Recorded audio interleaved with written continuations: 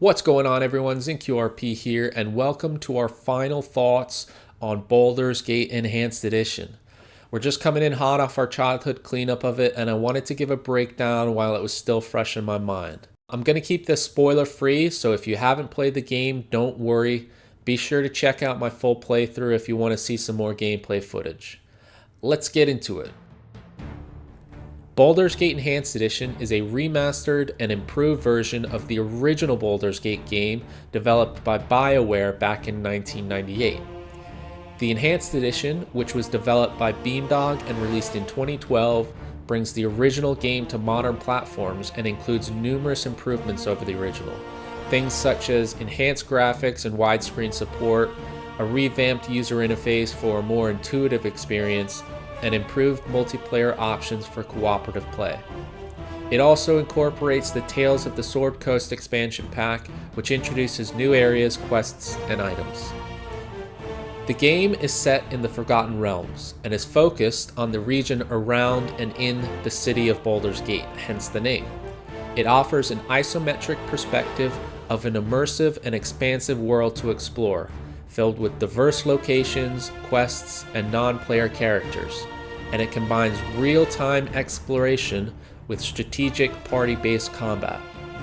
Throughout the game, you'll have the opportunity to recruit companions with their own unique personalities, stories, and abilities, forming a team of adventurers to aid you in your quest, as well as aiding them in their own. The original release of Baldur's Gate was designed around the 2nd edition rules of Dungeons & Dragons, and while the Enhanced Edition brought some adjustments and improvements to align with the updated rules of the 3rd edition of D&D, the core mechanics and lore of the game remain rooted in the 2nd edition.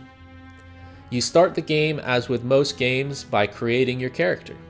You're able to choose from a variety of the classic D&D races and classes, and then assign points into the stats of your character. Each race and class possesses its own unique strengths and abilities, and coupled with the fact that you get to decide on your stat distribution, it creates a sense of uniqueness to your own character's identity and playstyle. For my playthrough, I played an evil dwarven defender, one of the new kits introduced into the Enhanced Edition. I just like the idea of role-playing a gold-hungry, stubborn, walking, talking tank of a dwarf. Does this game allow for role-playing? Yes. Most interactions allow for different responses, resulting in either the NPC you're interacting with liking you or hating you, allowing for more rewards for quests, and even changing how the region at large views you. Word gets around after all. I found it hard role-playing as an evil character, as the story inherently pushes you towards doing generally good deeds, and becoming too evil results in guards attacking you on sight. Now, that might sound like a negative, and while I also did get frustrated at times since my reputation was too low, reputation being the stat that affects how people view you, it being raised and lowered depending on the choices that you make, which may or may not have been me murdering someone in some cases. In hindsight, it added to the world building of the game.